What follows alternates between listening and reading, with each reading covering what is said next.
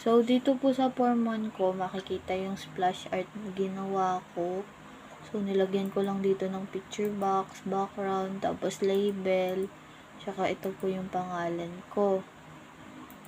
Tapos, naglagay din po ako ng button. Tapos, ito po yung mga names niya. Yung name ng form 1 ko is Alice Adventure. Tapos, yung button ko, ang pangalan ay Play. So, pag clinic ko yan, mapupunta siya dito sa source code ko. Ang nilagay ko sa source code is kapag pinindot mo yung button 1 ko, which is yung play click, mapupunta siya sa form 2.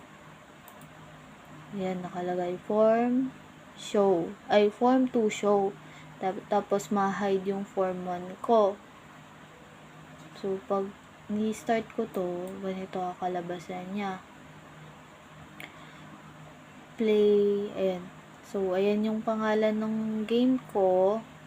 Ito, tapos ito yung button. Pag pinindot ko yan, mapupunta siya instantly dun sa form 2 ko. Which is yung pangalan ng form 2 ko is Ali. Tapos, text ko naman. Dito naman po sa form 2, is, ito yung design ko. Nilagyan ko siya ng dalawang picture box. Yung pangalan ng picture box 1 is,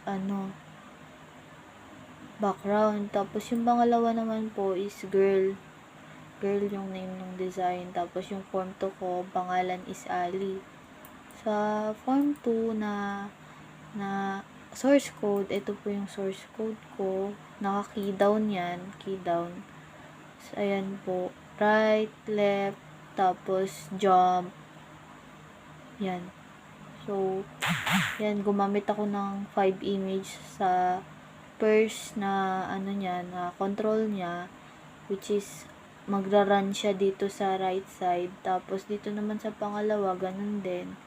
And then dito sa up and down is 6 images.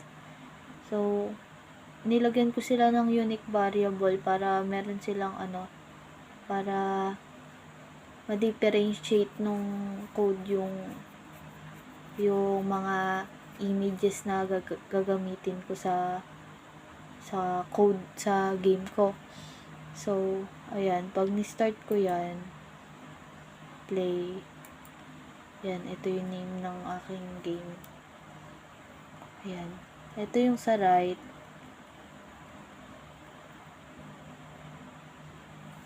Tapos, ito yung sa left.